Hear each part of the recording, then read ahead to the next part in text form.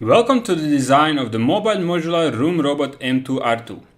This is going to be a video series on how to build a robot. This is a practical approach on learning robotics. There will be no calculations involved. We will go through all the steps needed to build a functional beginner robot, hardware and software.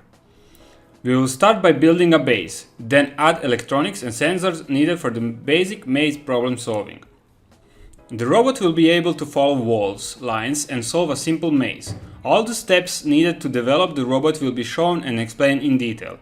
After this series, I'm hoping to leave you with enough knowledge to build a small room robot by yourself. To get enough from these videos, it's not necessary to build this robot with me, but to follow my build and get an idea how to build your own.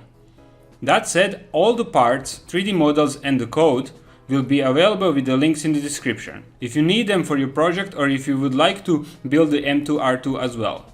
The first video will be released next week on Sunday. The series will be 30 to 40 videos long, so please subscribe and follow the development.